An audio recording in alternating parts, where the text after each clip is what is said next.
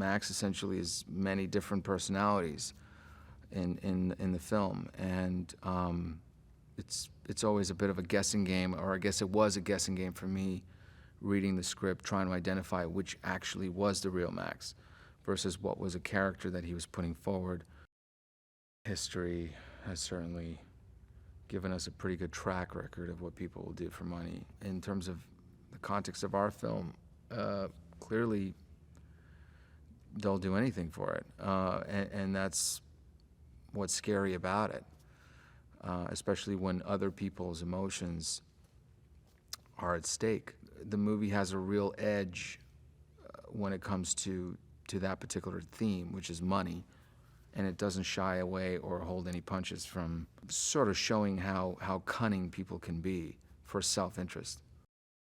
For me, at least, like, what's interesting is looking at these characters and kind of learning from them, I suppose, and asking ourselves, okay, well, how am I vulnerable in the sense to believe one thing over the other? What does someone have to do or say to me to get me to do something, or to believe something, or to act on something, you know? And I think that's a very universal sort of theme to relate to.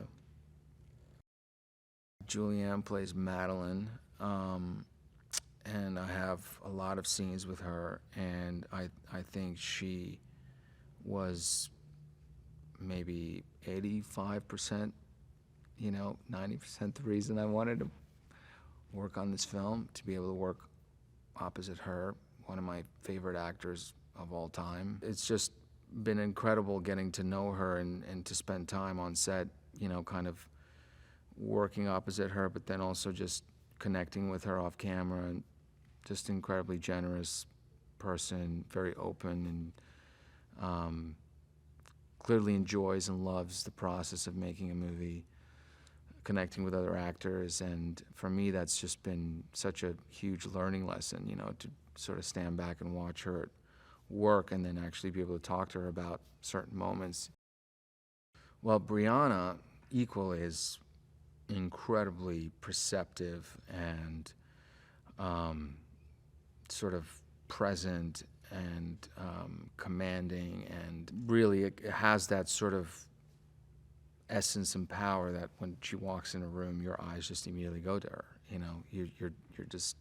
You're drawn to her in a certain way, and I think she's given Sandra such a complex, kind of really intelligent, very multi-layered emotional sort of background. When your work is sort of repeating the same thing over and over again, and you get somebody who actually is looking for ways to consistently kind of keep the thing interesting and surprising, it's a gift, right? So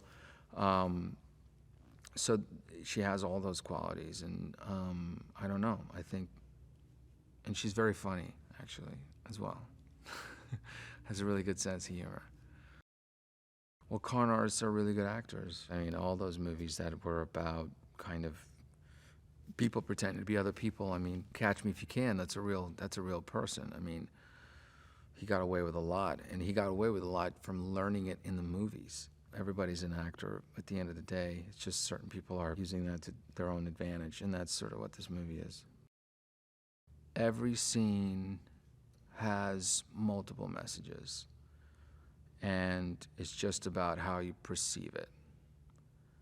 And I would just say, if you think you know what's going on, after you've seen the movie, watch that scene again and see if you pick up on anything.